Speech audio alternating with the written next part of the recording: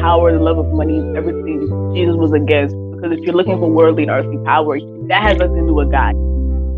We're rolling. Hi, everyone. Welcome back to BACKSLIDERS, the podcast. We're here today with a new virtual friend, Dorcas Gitimu. We connected with her on Clubhouse, and she is currently a college student studying political science, foreign affairs, and philosophy. She's also a writer, a poet, and a creative, and we can't wait to get to know her a little more. Welcome to the show, Dorcas. Yes, thank you for being here. Thank you. Thank you so much for having me. Of course. We've heard you speak a couple times in a few Clubhouse groups. We talked about Clubhouse on our first podcast back, and we're in, and we're totally sold, and I think you are as well. It's a cool environment to find people that are open and honest and searching and growing and healing and a lot of things. Yeah, we're not sponsored by Clubhouse or anything, but it's Soon. been when it goes public, we should all get on that. That's true. That's true. For real. So, you're also in Ohio, aren't you? Yes, I am. And you're our first Gen Z guest, which we're really excited about because we feel that's nice. we can learn Gen so much. Z is like 25 is like the cutoff Okay. for it, right? Because I'm 20. I'm super in the Gen Z thing, but I'm like, how old? How old is the oldest number? I think it's 25. Yeah. I feel like I was that. 25 5 minutes ago, so Micah, you're 36. that's debatable. But anyway, we'd love to hear a little bit about, I mean, you're still so young, so it's odd to ask you how you grew up, but how were you raised? What were you raised to believe? What was kind of your church upbringing? It's so interesting because it's like I'm a first-generation Kenyan-American immigrant. Both parents, Kenyan, came here for school and had a family here and everything. I was raised very Christian from the jump. From what my parents tell me, they had their own church back in Kenya. It was more a genuinely African Kenyan church. I was prophesied over, prayed over the moment my parents even knew I was going to exist in this world. And it's kind of how they've always been with all their kids. So I come from, even before even white evangelicism came into the picture, I just came from a very faith-based culture. I kind of make a joke with my friends, like, I've never met an African atheist. I'm not saying they don't exist, but like, they just kind of a joke that says like Africa is such a faith-based place. Every African American is very Christian, or they're Muslim, or they maybe are more African spiritualities. Like, I've genuinely never met someone who doesn't have a faith in general, because that's just how we're raised to be. So the faith I kind of had in my home was just that very homegrown African faith of genuine faith and belief. Because my parents, they grew up in an environment where it was like there was no other option. They're like, we either have faith or we don't have anything. So that's kind of what I grew up in. Coming to the US was different because I came when I was 2. And then they, because we mostly have lived in the Midwest and like the East Coast, they kind of just came to very white evangelical environments, because even knowing about, they met in a Christian union in college. So pretty much Christianity has been my whole entire thing. That's how our family started. For sure. They kind of went into very white evangelical environments. That's the kind of churches I grew up my whole life. And it was very interesting because the way me and my family was kind of opposite to what they were, because a lot of the places were very homeschool, white Christian, a lot of very anti-public school rhetoric. And my parents are educators. Both of them are educated. They came here for masters and PhDs, and they expect their daughters to do the same. And they're married. And my mom is who she is in the most amazing way. My father is who he is in the most amazing way. And we're just fitting in these environments where, while we generally were living a good life, having faith at home, we go here and we're like, why is who we are the antithesis of everything that we're supposed to be in a lot of ways? So going into my personal journey, I went through the whole youth group experience, starting in middle school. I'm in Ohio. It's a very red state, very white, at least in the part I'm at. You know, I think about Youngstown, Ohio, you know how that is. You are in just the white evangelical youth group thing. And me just kind of honestly being a bookworm, I always questioned everything. I read everything, I guess. And it wasn't until 11 that my faith kind of became my own. And for real, I guess I got born. Because, you know, when you're young, growing up Christian, you're like, you pray the prayer at 5 or 4 or 5. You're like, hey, what's being saved? You pray the prayer. But it wasn't until like 11 years old that I had a full understanding of what that was. And I'm like, I want this for myself. And I had that experience, like a life-changing experience. And when anything becomes real to me, I question it and want to see my own. So I was like, I'm going to read the Bible for myself. I'm going to pray for myself. I'm going to do everything. And that's when things didn't quite make sense for me, because it's like, I have this faith. I'm reading the Bible. I'm praying. I felt God's presence. I've heard his voice, and I'm moving in the life that I need to move in, but things aren't making sense. Why do you treat women and men in such a weird way in the 21st century? Why, because like I grew up, like if people think like Black Lives Matter, race issue started in 2020. I'm like, no, the first thing happened in 2013. Like I was 13 when Trayvon Martin happened. I was 13 when I was younger. Like I was 8 years old when Obama was elected. So I've kind of always grown up with these things being very real for me from the place that I'm in. And then shortly after, that was like 2013, 2014. 2014 really was like the rise of Trump. Like we didn't know we were going to be here. Right. But that's the rise of politics became very interesting to me, because when my faith became real, I also started reading, having like a social awakening, a kind of political awakening.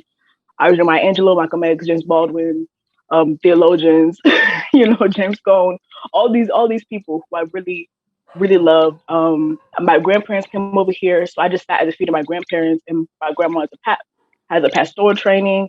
And I'm like, why is the faith of my grandparents and these people, do I agree with them on everything? No, because they're baby boomers, we have generational differences, but I'm like, the faith they have, the stories they've lived, the miracles they saw, that's more real to me than anything I've ever seen in this building, simply because of who they were.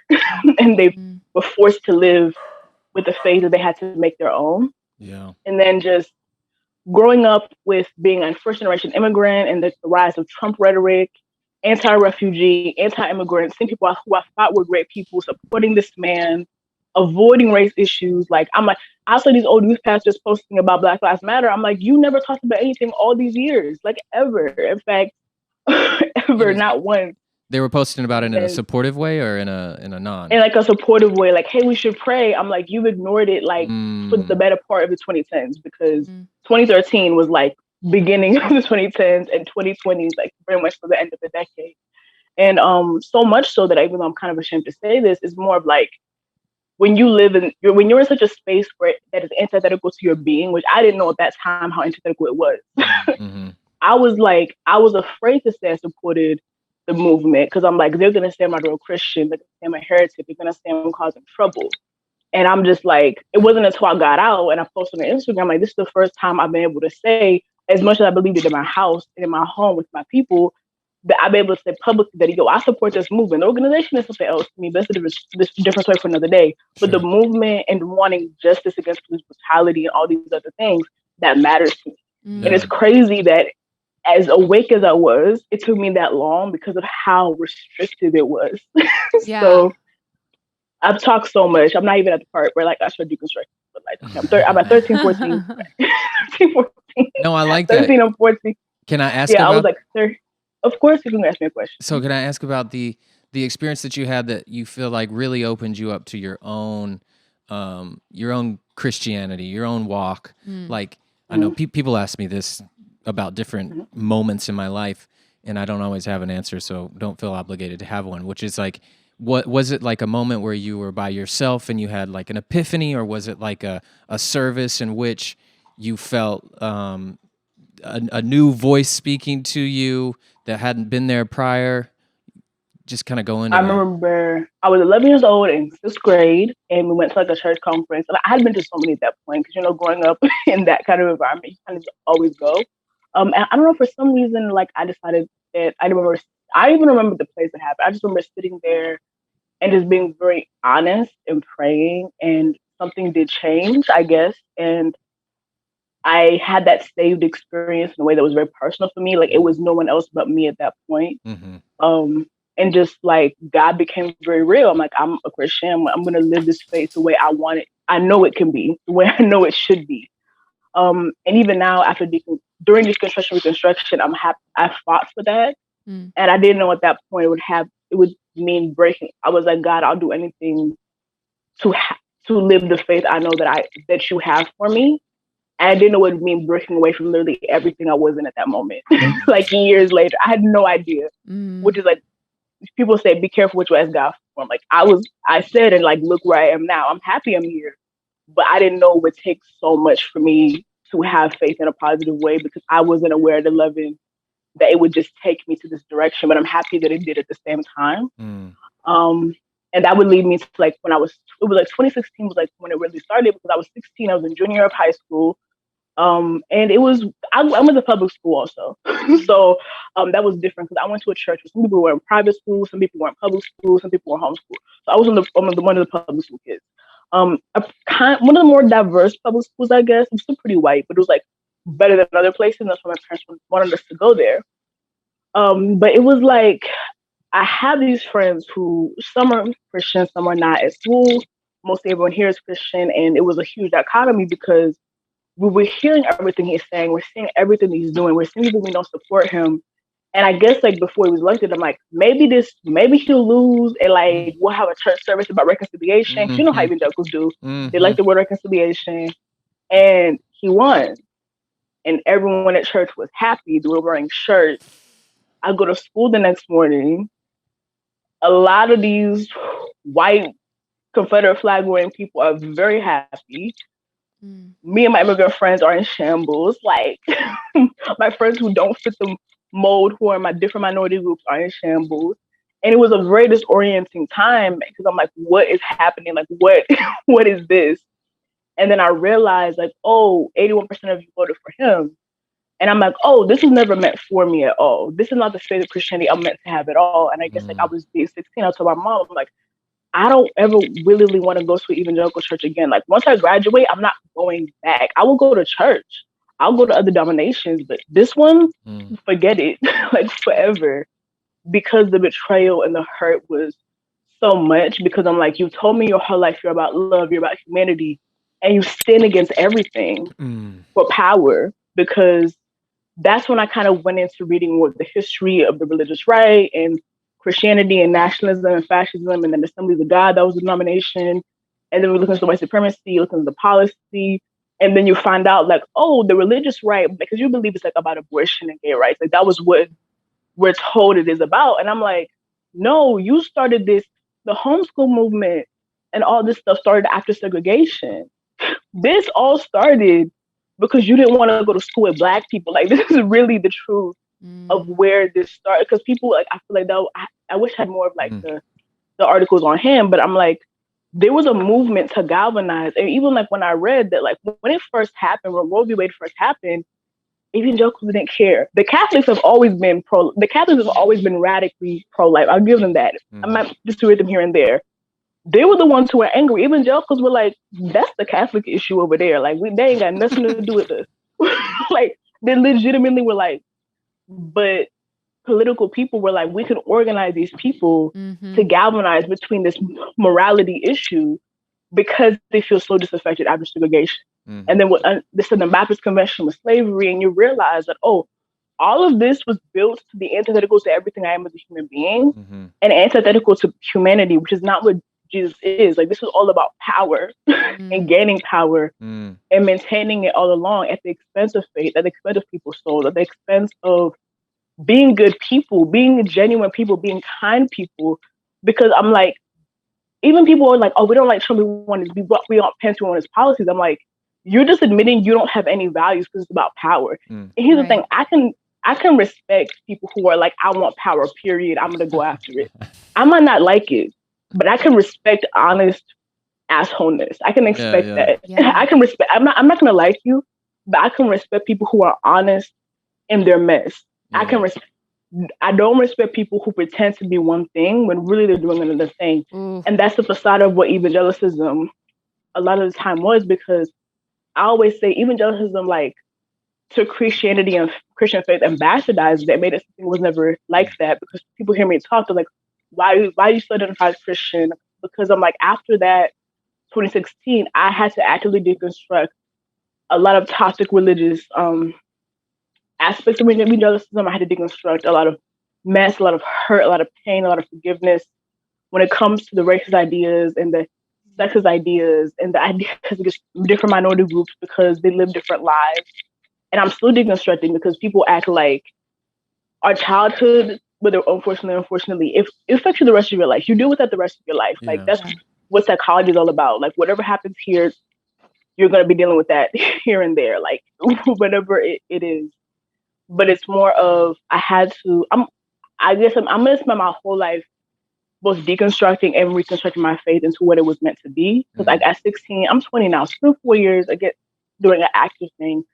I'm the Exvangelical community, found podcasts, found theologians, Dr. Anthea Butler, Dana Butler Bass, Candace Benbow, James Cone, Crossing the Lynching Tree, fell re in love with James Baldwin, who's my favorite author pretty much of all time. Maya Angelou, all these people.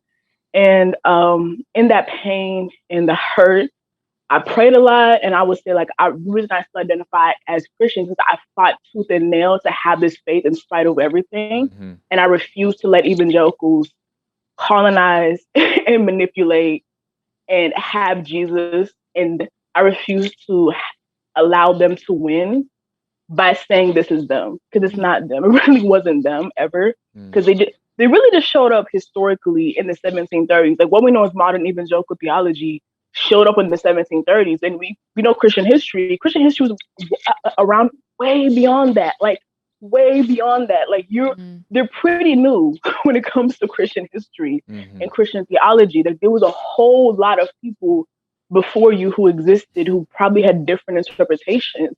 You don't get to say that. You don't get to shout out people like me and say that you own Christianity or own Jesus, because we're going to speak out against you. We're going to be like, we're not here for what you've made it into be. And that's just pretty much, I guess, my story. I guess a little bit of my story. And then I found No White Saviors, which is a really, really interesting one, kind that focuses more on the colonization of Christian missions and everything like that. Because another thing I really delved into is one of my favorite Kenyan authors is Ngugi wa Thiong'o. He's Kikuyu, same type as me, super proud. And he has a book called Decolonizing the Mind. And then we also know about decolonizing faith. People talk about decolonizing faith. I'm like, credit Kenyan intellectuals here. That one guy. Yes, decolonizing your mind. Because I've had to decolonize my mind for so many things. And I feel everyone has to. And also decolonize my faith and build a new one that is truly in the image of God and Jesus and Christ, that at 11 years old, I knew existed and would be there. And I'm happy and I'm proud that who I was 11 years old would be proud of where I am today, because she's like, the prayer you pray came to pass. Now, was it messy? Yes. Was there a lot that went into this? Did you have to sacrifice a lot? Did you have to probably go to a lot of painful realizations and be in the trenches of spirituality to get it? Yes, but I'm happy because this is what I knew it was always supposed to be. And there were many times where I'm like, if I'm wrong, tell me, God. Like, I'm like praying, like, if I'm wrong, please give me a sign. And he's never said, now, of course, God corrects me when I'm wrong on other things. But like in doing the faith that I'm doing and loving people and finding denomination and truly having honest faith conversation with people who think the same as me, different than me, he's never said that's wrong, like ever. And I don't think he would. And I'm perfectly happy with that and everything that I would do. And I think the funny thing is, like, I know when you could be told to evangelize to your friends, that wouldn't make sense to me, because I'm like, I'm just cool with my friends and we have faith discussions and it's not even targeted. Like, people would want to talk to me about God because I was a cool person. I'm not gonna go up to someone with a flyer. I'm like, just be cool. Like, just talk to people. Be a good person. Like, if you genuinely want a faith conversation, that's easy to do if you're a good person. If you know how to relate to people, if you approach people as human beings and not as projects or as a tick to get to church. Like, no, these people will talk to you regardless, because human beings like to talk a lot about themselves. I mean, I'm on a podcast, but that's just genuinely the way I feel. So yeah, I think it's a longer summary of my journey, 11, 16, and now at 20. And the crazy year that 2020 was with everything, because I kind of joke with my mom, is like, long term, I'm like, I don't think the evangelical church knows. Like, long term, are you even going to survive this? Like, are your church attendance? Because even before Trump, we were worried about church attendance numbers. Are y'all even going to have it after everything that's happened? Like, was this couple years of power and two Supreme Court justices even worth it? Like, at this point, but it's a different story. Yeah, I do wonder what it's going to look like, because I think we read a Pew Research Center study in 2016 that was already showing that there's this huge mass exodus occurring from not just like evangelical churches, but a lot of people who are raised in religious households are no longer identifying with any religion. And I wonder how big of a spike there's been with all of the craziness that's happened in the last few years. But it sounds like your family, like your unit, has been like a really great example of what faith is, and like all of the good things that you can take away from the Christ story, which is like this incredible radical love for humans that doesn't separate, that takes care of the marginalized, that takes care of those in need, and isn't judging and, you know, just trying to create borders where there aren't any, because we're all humans in need of love. Not centering dominance. Yeah. And this obsession with power, like, what? Yeah. It literally, it's about, and like, I'm a political science student, so like examining power is kind of, I go to school for that. You know, I'm reading Machiavelli right now. Like, this is literally ironic. But about how, I mean, the love of power, the love of money is everything Jesus was against. Because if you're looking for worldly and earthly power, that has nothing to do with God. He's like, this earthly kingdom is not his. Like, this earth is not what he even cares about. So why are you obsessed with getting all these justices or having all these people in the Constitution? I'm like, that. Why are you obsessed with these things that are temporary? And if we know anything about empire, which the United States is an empire, we have a time limit regardless. Like, longer empires than us. Hopefully we have a little bit more time, but like, whatever power you cultivate on earth is very temporary, because we have people who've had power for so long, but they're not, and they're not here. Their power is gone. So you're fighting for the wrong things in a lot of ways. Because even the most powerful people we know, like the Roman emperors, they're not here. They don't have much. Like, we have their legacy, yes, but earthly power is very fickle. So fighting for that is always going to be down to your demise, especially when it comes at the cause of human beings and human life and just people being hurt. And like, especially when we talk about how there's no accountability for any abuse of power in these systems at all. Yeah. And how I really feel like, and like, I know some amazing pastors in my life, people who are genuinely great pastors, like amazing people. And those people are needed. But the thing about the evangelical setup is, because, especially non-denominational ones, there's no hierarchy of accountability. So you just kind of have to trust that your pastor is a good person, a good pastor. You have to trust human to human, you're doing the right thing. There's no assurance that that person who is in it, especially when we talk about 501c3 organization, tithing, you have to trust. I hope you're a good dude. I hope you're doing the right thing, because that's literally it. Like, there's no accountability on any level, because you can really just fire somebody or do whatever you want. And how many, like, we've seen so many stories of people just taking advantage of that, especially because of how it's set up to just have a hierarchical system of power where there's no accountability for anybody at the top, rarely. So it's not a surprise when these scandals come out, because I'm just like, what do you expect? This system is against accountability, period. You have to trust your pastors are doing the right thing. And I trust that they are, but if you're not, you're never going to find out unless the media gets a hold of it. And sometimes they don't, because if you're in a small backwoods church, the media doesn't care about that. Now, Hillsong, shade, they're going to care about that because it's Hillsong. But like, if you're in like a small little church in the middle of nowhere and he's abusing his power, no one's going to care, because it's not a big deal at all. Yeah. And it really is built into the system, because there is just so many people. Unfortunately, if you're a member of a congregation, you can outsource your thinking and your trust and leadership, but you have no way of it knowing what's going on behind closed doors and what their true intentions are. And even if their true intentions are good, you know, it's just like, you see what you want to see. They show you what they want you to see, and you know, they're gonna recenter whatever, you know, just the human nature is gonna recenter forgiveness when it benefits them. They're gonna recenter accountability when it benefits them most of the time. And so you know what I mean. And I think we put a lot of trust in our churches and our spiritual leaders that we've had throughout our lives, that we just like, there's no way they would take advantage of us or someone So it's easy that things slip through the cracks or things go unseen or unreported or denied, and somebody gets shunned just because truth is coming out that they don't like to hear or they don't want to spread. It's it is like self-preservation from an organizational standpoint, and it's unfortunate that it stays hidden, and it's unfortunate that I don't know if we're living in a time where specifically if these things came out that like the church would be canceled. I understand why people are like, I want to keep my community get together. I want to keep, it's like a family. Like, I don't want my family to fall apart because somebody messed up in the family. But we got to talk about it. We need a family meeting. Right. Yeah, most definitely. I can get the people who are like, oh, religion and Christianity is dying. I'm like, I fundamentally believe faith is always going to be a part of how human beings interact in a world where it is crazy and unhinged, and the world's always been wild. I love history. It's been a wild place. Yeah. Place we called Earth. It's very wild.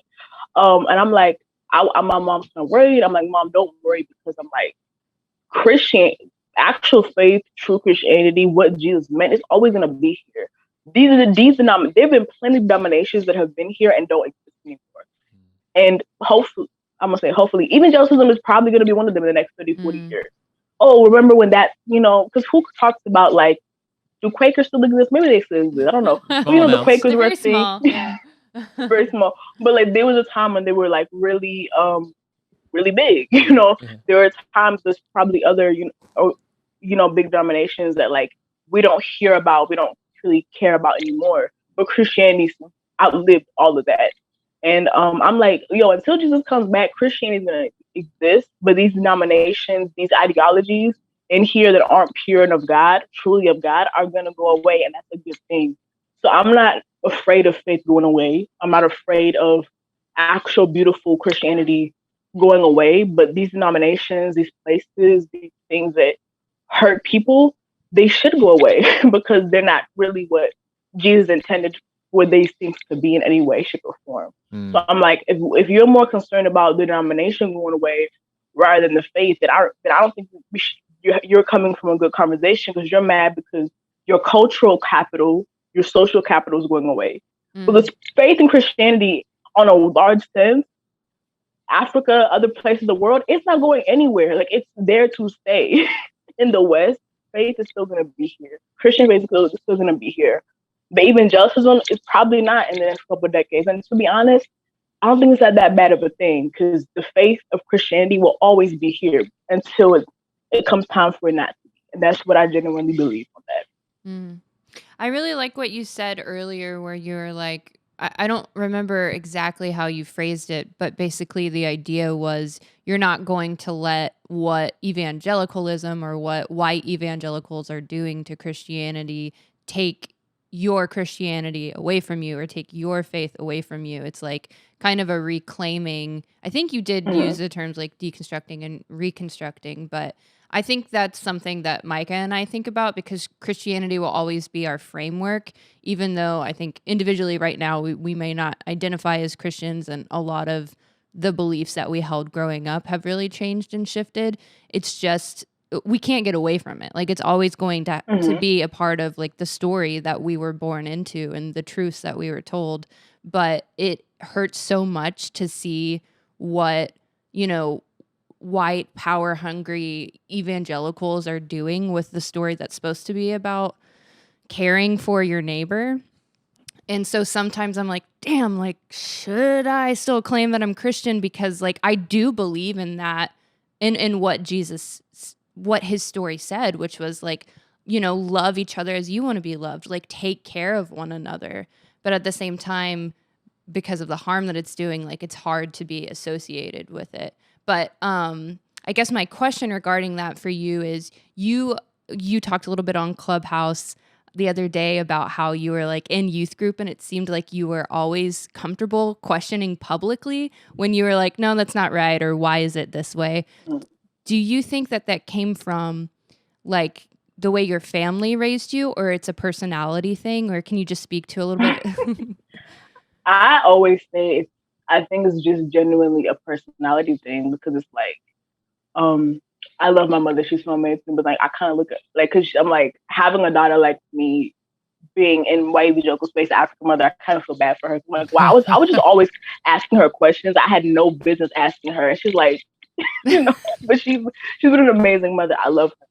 But she's like, I want to be a lawyer. She's like, you've lawyered me your whole life. I'm tired. I'm tired. I'm like, Ma, I love you. I was like 12. I just want to know things. You know, I just think it's a person. I think it's genuinely a uniquely personality thing because I would definitely say like having a family that loves me and affirms me and supports me when I do right is genuinely a big part of why I think I had the confidence. But it's also because I knew from a young age, I'm like, I don't really care about these people's opinions of me regardless. And if like your opinions of me aren't gonna prevent me from asking a question as to why there's hypocrisy. Like, why aren't you talking about what's happening in the world? Why are you quiet about refugees? Why are you quiet about Black people? Like, why are you quiet about things that matter? Because it's cause I'm like, because I'm very much so Gen Z. And I feel like maybe it's a generational thing either, because if you know one thing about Gen Z, we don't care. Like, we're gonna ask questions and we're gonna be like, what's going on now? Like, we don't care now. We're gonna take care of things right now. And that's what a lot of like the generational thing of us is like, we're like, no, we want to know what's going on and why aren't you answering what's going on? We're not gonna wait for you to like lie. No, right here. So I think it's a personality thing, being supported by family, also just a generational thing where I was just like, this doesn't make sense. I'm not going to play a stupid youth group game when this are actual questions that need to be addressed. Like, I don't care about the youth group game or the lock-in. I'm African. I can't go anyway. Why aren't you answering my question? Why is this translation different? Like, why does this mean different in the Greek? Like, you're supposed to be the pastor. Like, I was like, anyone was like a teenager. Teenagers are like, I'm talking like I wasn't a teenager like 4 months ago. But like, like, even when you're like a young teen, that's like kind of that snarky attitude of like, I want to know things. So I guess like a bunch of all of that, it is combined into me being who I am. And I'm just like, I'm going to ask questions and move in the way that I need to move. And if you like it, cool. If you don't, you don't. But I'm still going to move in the way I need to move to get to where I need to be. So I'm like, who cares about youth hierarchy anyway? I'm like, none of y'all, outside of this building, none of y'all really have any impact on my life. So whatever.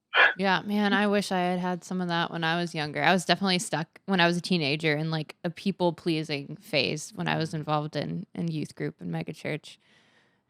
I was like, I understand people who are, but it's like, that's never been a part of my personality. Yeah. So I think it's more of a personality thing. Like, that's the opposite of who I am. Like, of course, I'm not going to be a rude person, but like, people please.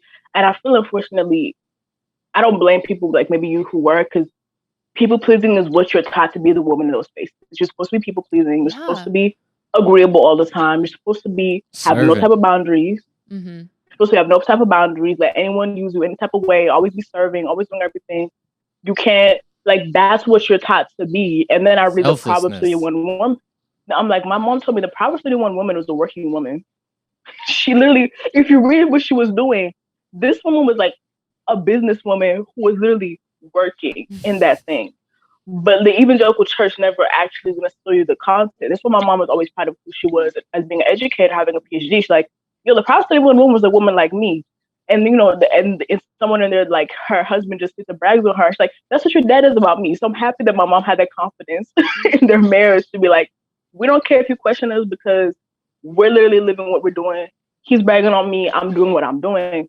But they teach it in these whole seminars. They just be quiet, always be people pleasing, never have any boundaries, always be serving at the detriment of yourself.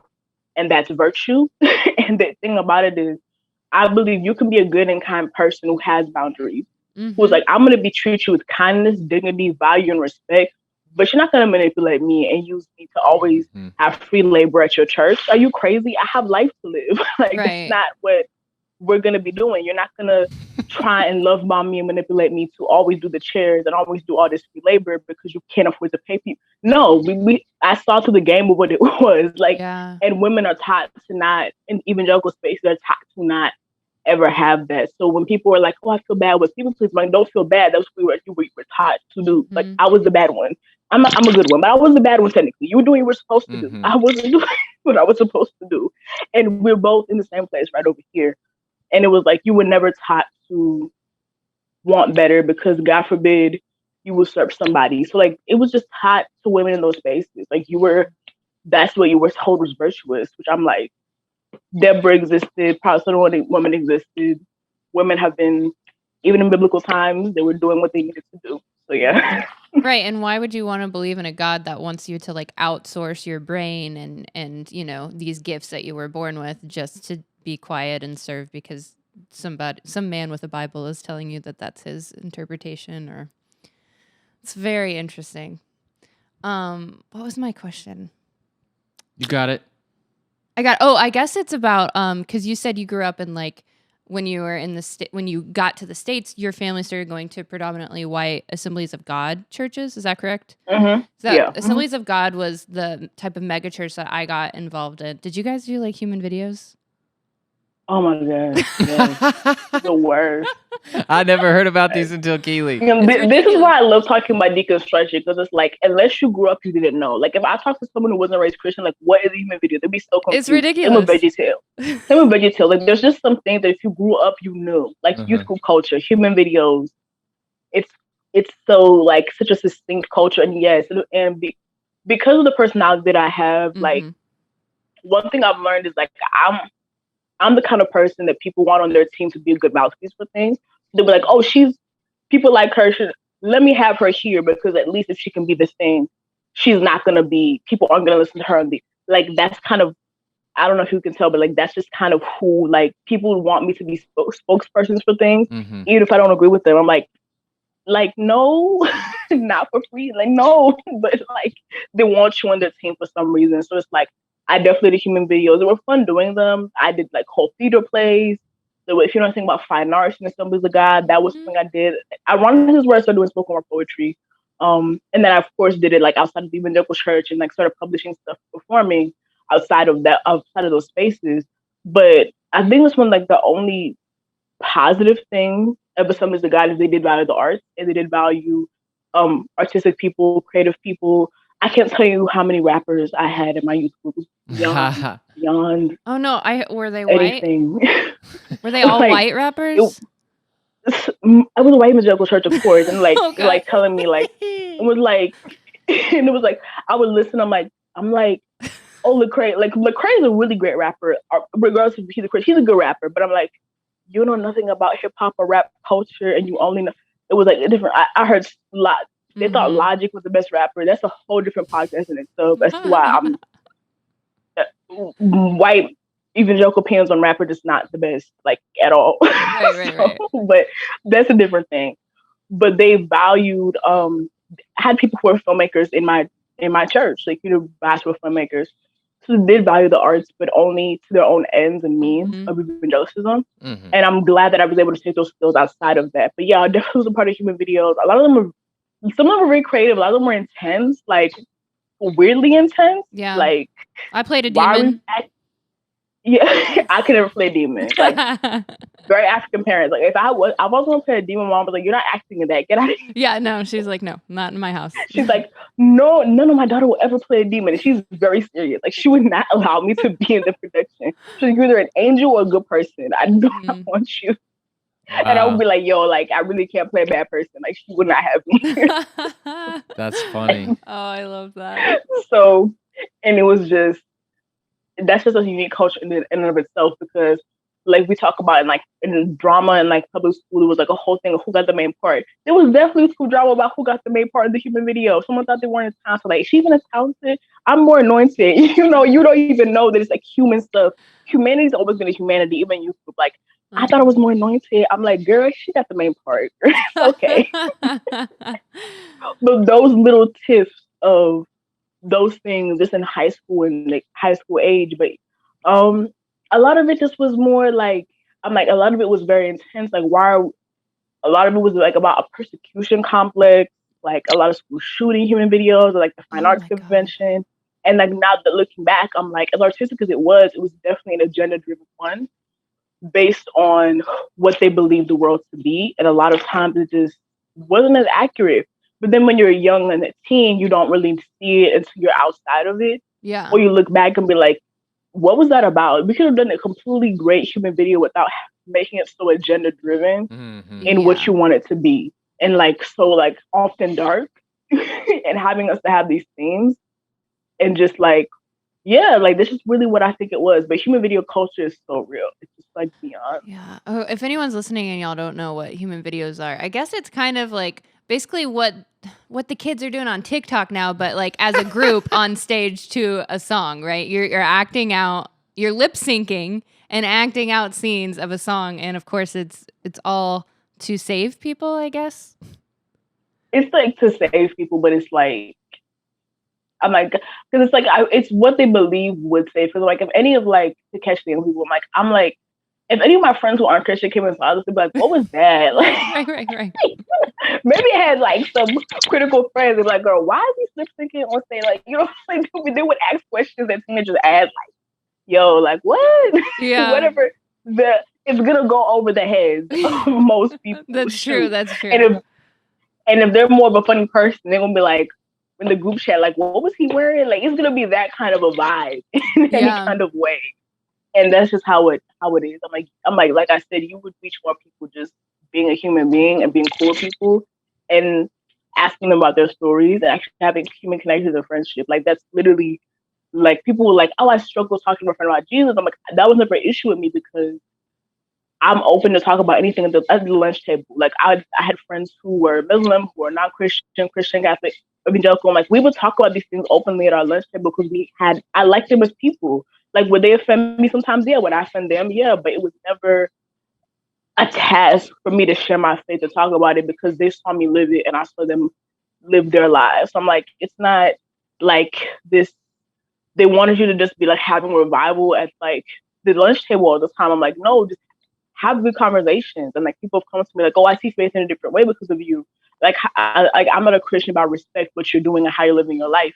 And I'm like, that means more to me than all this radical fire and brimstone because they actually, I had like, and I think I would even think about the conversation. They would just come back and talk to me about it by themselves. I'm like, oh, I didn't even know you even thought that. Like, cool, great. Or they would go to church and I would have no idea. But I didn't come in there with an agenda. It was like, I'm going to share where I'm at right now, what I believe, my Bible, whatever. And that's that. And we're going to go. Now, do we talk about that every day? No, we talk about everything. But it's like, when those conversations came up, it was never awkward because it was like, I didn't go in there looking at them as a project. And unfortunately, Evangelicalism trains you to look at people as projects and not as human beings first. And that is why so much of what they teach you kind of sucks in human interaction. Because like, people know when you don't see them fully as human beings and they're going to come at you weird. Like, they're going to be like, no. Like, I'm no offense to anyone who's Mormon, but we know when Mormon missionaries come up to us or Jehovah's Witness, we know how we react. We're like, you know, we pretend you're not here because you know they're coming at you like as a project. Right. I know what you're doing. They like people act like that towards you because they know human beings like, well, some of us are smart. We're smarter than we believe. We're smarter than we believe and also dumber than we believe at the same time. It's a weird thing. I don't know why. It's a paradox. It's a conundrum. But it's true. We can tell when people are down to genuinely listen to what you have to say, or when you're talking, if they're already thinking of their rebuttal because they really want to change what you think or believe anyway. You know what I mean? Like they memorize their apologetics. Yeah. Man, evangelicalism training you to see people as projects. I am a speech and debate kid also. Like I'm started speech and debate in high school and I'm still doing like moot court and ethics bowl. So I'm still like a public speaking speech and debate person. So that's why I never got into apologetics because I'm like, I've already known how to debate I know logical fallacies when I see it. And I don't need to use logical fallacies to defend my faith. I already have my Bible, I already have my perception of the Bible, my reasoning, which God has given me. And I don't need to go in here like, if you know anything about speech debate culture, most people don't, I don't need to be an annoying debater to get people to listen to me and defend my faith because I can do it based on what I've already thought through, what I've already prayed through. And I don't need to have a lot of logical fallacies and just antagonistic defenders. I never got into like the apologetics thing because it never appealed to me. Well, it doesn't seem very effective at spreading any kind of message of love either. It's not. You're a Christian annoying. Like it's two annoying cultures, like youth group culture and speech and debate culture. Two cultures are very much so involved in when I was still in high school, but filled with annoying people. Like the worst. Like you debate kids and Christian youth group kids. That combination is crazy. I don't want to interact with that. I would not be okay. Like it's too much annoyance. Growing up in the Assemblies of God spaces that you were in, because I guess my question is the image of God, right? In white churches, there's all these images of like a European white Jesus that isn't even like historically accurate. Did you find people were like, was there any talk of a God that didn't look like you that you had to like experience? The funny thing is, like, that was my first ever, like, I don't know, because I grew up with such like a unique in my household. I said it was a very uniquely like African space, like black face. If you don't think about there's a difference. Like Black American people with like their own ethnic group here in America, African people in our own ethnic duos, but there's a lot of similarities and differences because I never believed Jesus was white. Like they would show it, and I'm like, he was in the Middle East. He was a Palestinian Jew. He was brown skinned, and I feel like I saw the one picture of him. Like they like redid his face in the most historically accurate way. And he was like very brown skinned and like short hair and like a beard, and he was not as aesthetically attractive as they make all Jesuses look for some reason. Like that's important. Like they like for some reason make him look like, and it's like that picture. Like I hope you know what I'm talking about. Like the one where like they made his face. That's who I always viewed him as, because even the Bible said he was not one that you would look at as someone who would be that. And they've made him as someone who they would look at even in a modern way. And it's like, I never saw him as that. And I truly believe at this point, like if you are going and preaching a white Jesus, you're already wrong from the beginning, because that's not who he was. He was brown skinned Palestinian Jew who was a refugee because at the beginning of his life, a king wanted to kill him. Like, like so, right. He's more than they could ever do. And especially when it comes to like, I think I was telling my family the other day, I'm like, any missionary that goes to Africa preaches white Jesus, you're preaching psychological violence to these beautiful brown skinned children. Like, I don't think the word violence like lightly, but it's like you are going and preaching lies and that's like you were doing colonization lies. Because you know he was not white. He was a brown skinned, not maybe as brown as me, but brown skinned Palestinian Jew who grew up in a time where the Roman Empire literally was dominating Jerusalem and the people. That's who he was. So if you're going and preaching white Jesus, especially in mission work, you are preaching lies. And I'm sorry, but colonial and psychological thinking and brainwash, which is a better word than violence, to these beautiful whole African children who I want to know Jesus, but not the way that you want that. Like that's modern day colonization. It's wrong. Like I told like if I was there, I'm like, no, you don't get to come to the country and preach those lies. Go away, because you're continuing colonization, and it's not okay in any way, shape, or form. Mm-hmm. Wow, you speak so beautifully, and I love everything that you just said. I'm curious about your perspective, because you talked about did you describe yourself at one point as like a Christian Exvangelical? That's what I would be. Yeah. Christian Exvangelical, yeah. So, because when people say Christian, they think so many things. I'm like, I'm not evangelical. Please don't associate me with them. They would not want me there. I don't want to be there. We're divorced indefinitely for the moment. Yeah, I mean, do you desire a community or a denomination or a building? I do have a faith community. I discovered the Episcopal Church, which is reading the theology, reading everything they stand for. I even told my parents that's the denomination and faith community I would like to have, because it's just their societal views, political views, even more just the views on Jesus and the community. It just aligns with everything that I like. So, and when things are normal, there is a really Episcopal churches have really good architecture. There's a beautiful one on my campus, and I would like walk there every Sunday, and I was a part of it, and I really genuinely loved it. As a Christian, as someone who's very much so Christian, I do believe a faith community is important, and I would encourage people to find healthy ones, because there's more than enough bad ones.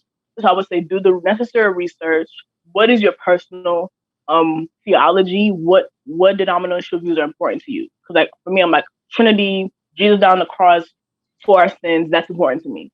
So I go there, like that's important to me.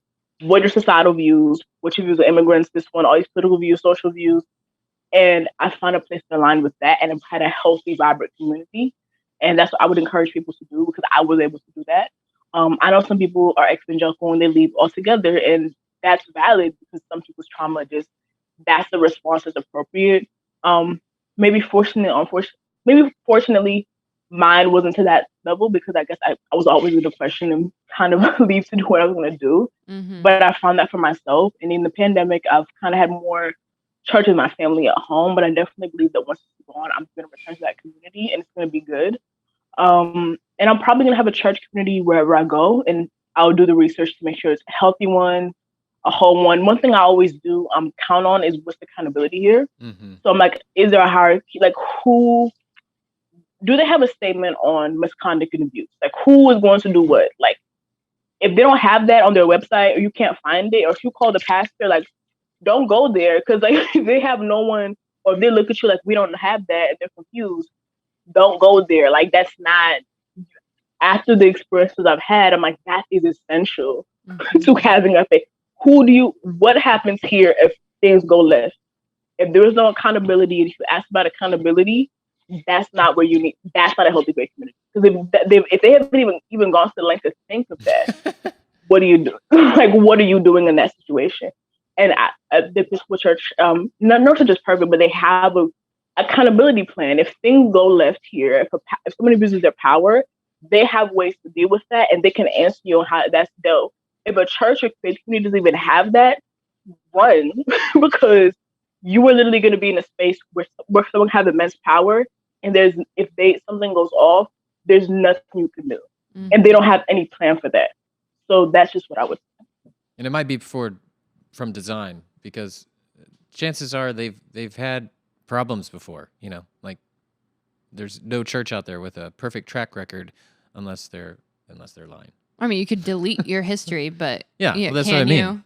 If you don't have a process, you just have a closet full of skeletons. Yeah. Mm-hmm. What is faith to you? Because it seems like you're such a seeker and a questioner. Like, how would you describe your faith? Because to so many Christians from our observations and relationships, like the questioning almost seems like an antithesis to faith, which doesn't make sense to me, but it seems like for you, faith and questioning go hand in hand. Would you say that's true? Like you're not looking forward to the day you don't have questions. My faith was never, let me actually search the definition that I have right here. My faith was never, my doubting and questioning was never apart from my faith. My faith is definitely, I trust that Jesus and God are real to me. My faith is real. I've read the Bible. I've done what I've done. And I'm trusting that it's going to be here regardless of what anyone says or who anyone questions me. And that's the personal decision I've made. And I'm willing to do that because I've done the work. And that is not apart from me questioning or doubting, because that's always what it was. I'm like, I feel like if you don't ever question your faith, that's not faith, that's dogma. That's not faith, that's indoctrination. So my faith was, I believe my faith is strong enough to withstand questioning because I've done it and I will continue to do it. And I was a Christian quote, faith is the assurance of things hoped for, and something else. I'm putting the last part. I think assurance of things unseen. And that definitely is what faith is for me in my personal life. However, it is not the antithesis of me being human and questioning and having doubt. Because I'm like, if you believe your faith is gonna crumble simply because you question and which God gave you the ability to do. Like, God gave us these brains, which I believe the brain is one of the most amazing creations ever on earth. Like, everything that it does, why would he give you the ability to question if he didn't want you to question? Why would he give you the ability to think logically and critically if he didn't want you to use that? And I don't believe faith and questioning are the antithesis of each other. I feel like genuine faith calls for times of questioning, calls for even the prophets questioning. Even the prophets of old in the Old Testament were going through it. There were times where they were questioning, times where they had doubt, and they still came out on the other side because I'm like, I know for a fact I have a foundation of who God is, who Jesus is from reading my Bible, and it's stable and it's grown because some things have to be broken down for other things to be built on top and to find it who God really was. And in spite of all of it, when it comes to Christ's blood and the cleansing, and I've had to be cleansed a lot of times in that, and knowing that questioning didn't make me lose, it made me grow because it allowed me to push the boundaries of what was allowed and to know that God is real regardless. Because I'm like, if I had never questioned, I wouldn't be Christian right now. Like people were like, questioning saved my faith and helped me be there. Because if I had shut up questions and because you through the Trump era, the kind of dissonance got so real, I would be lost. Me questioning, me finding theology, me reading the Bible, it saved my faith. It made it whole because I'm like, I've been through the fire. I've been in the trenches of doubt, of pain, of questioning. And I'm still here. My faith is still here. I read the Bible every day. I genuinely believe that no one else comes to the Father except through me. I believe it wholeheartedly because I'm still going to go through this through the rest of my life. So questioning and faith go hand in hand. And my faith is the assurance of things hoped for, hope and things unseen, regardless of who likes it. The evangelicals like it cool. Other people wear it. Because I know some atheists like, oh, you're so smart. Why do you still believe? I'm like, because I choose to. Because I chose to. Like, because people act as if like they're like in some philosophy courses. You know, there's edginess in every community. Like edgy. And I have some great atheists and agnostic friends. They're great. They're amazing. But they question like, oh, you're so smart, articulate. Like, why would you still believe this age-old religion? I'm like, because I choose when I have faith. And even the philosophers we're learning about in class right now, so a lot of them had faith as well. Some were atheists, of course, but faith is not the absence of me using my mind and having critical thinking. Yeah. It doesn't mean me believing in dogma, being indoctrinated. I'll say like because I choose, because I've done the work. And you don't have to do the work, but I've done it. And because I feel like Christians were like Exvangelical and who don't really, because I believe like because of my social political views, I probably would fall somewhere in the progressive Christian spectrum, but like I don't even like that because I hate the terms conservative and progressive when it comes to Christianity and faith. It's like, why are we attaching those? That's not even like the political labels of what it's supposed to be, but it's more of like, because I question more and because my faith falls more in that area because I am very left leaning and a lot of my beliefs, even though like I'm independent and on no one's team politically and even over here when it comes to faith. They're like, why would you still stay? I'm like, because I choose to. And that would be the same answer to evangelicals or really fundamentals of Christians. Like, how dare you call yourself a Christian? Don't believe like me? I'm like, because I choose to, because I have faith. It's the same question. It's the same answer to everybody because I choose to, and I have assurance of things hoped for, faith in things unseen, and that's okay. And I think faith for me is readily admitting I don't have all the answers. I never will have all the answers, but I trust that God has them. I trust that Jesus has them, and in due time things will be clear, regardless of what anyone thinks or says, because I'm not living for them, and I'm not gonna people please. I'm never gonna be in fundamentalist conservative Christian spaces because that would mean mangling myself to fit your definition of faith, and that's not cool at all. And I'm never gonna be completely secular, agnostic, atheist, because like that would never be who I am. And I'm okay with both, and I'm ready to interact with both sides. I hate both sides because Trump, but like whatever, in good faith, and to talk to. I'm willing to interact with both sides in good faith with genuine questions, but it's like I exist as I am. My faith exists as I am, and the way it was meant to be. And I know it because every day I live, and I know I'm blessed because of how I am. And questioning always be part. Some doubt is not the end. And yeah, because God's got my back, and that's generally what faith means to me. And all of its entirety, and all of its beauty, and also and all of its ugliness, all of its questioning, and all the times when it doesn't make sense is what makes it what it is, and why I still have it to this day. Yeah, no, I like your story, especially like from you being 11 to you being 20 years old. Like you've kind of proven through your life experience in a relatively short amount of time, even though that's 9 years, that's a lot of time, that we do evolve and we do grow and we deconstruct and we construct and we hold on to the things that work for us and we let go of the things that don't. And that's not a process that ends at any point until we draw our last breath, you know? And I think that's a beautiful example to be seen and to be heard right now. So I appreciate you sharing with us. Yeah, and we appreciate you coming on the show called Backsliders, because some people who identify as Christians wouldn't be comfortable, you know, talking to people who are like, hey, we're self-identified backsliders. You know what I mean? Like, you're so open to speaking to people who maybe believe differently than you, and because that's where true connection happens, and I believe like that's where divinity moves, whatever that is, to anyone. You know what I mean? Like, if we're afraid to talk to each other because we've individually labeled each other differently, like, how can we connect? Isn't that what being a human is about? So we really appreciate you coming on and sharing your story. Will you share how our listeners can find you and follow you on social media so that they can keep in touch with you? Okay, so I recently changed my Twitter handle because I'm Gen Z and this is what we always do. People always change their Twitter handles for some reason. So my Twitter handle is Dorcas with 2 S's, WG. Very simple. And then my IG handle is Dorcas with 3 S's, WG, because it dropped one. That's Instagram, Dorcas, WG, 3 S's before the WG, Twitter, Dorcas, WD, 2 S's before the WG. If any of y'all on Clubhouse, what's my Clubhouse name? Get on Clubhouse. Can I share the Clubhouse? Yeah, share Clubhouse. If any of y'all on Clubhouse, it's Dorcas with 3 G's again on Clubhouse. Oh, nice. So, no, Dorcas with 3 S's again, WG on Clubhouse. Yeah. And those are the platforms that I'm on. This is my first ever podcast experience. People told me to have a blog and a podcast in the future, and I hopefully this 2021 is the year that they're gonna get off the ground. I'm working on that. Do it. I'll share with you whenever that comes. Awesome. Because people have been telling me for years, I'm like, I might as well. I talk a lot anyway. So I just get paid a little bit. Absolutely. Put it out there and we'll totally share. And we'll put all the links in the description of this podcast so that people can click directly and follow you.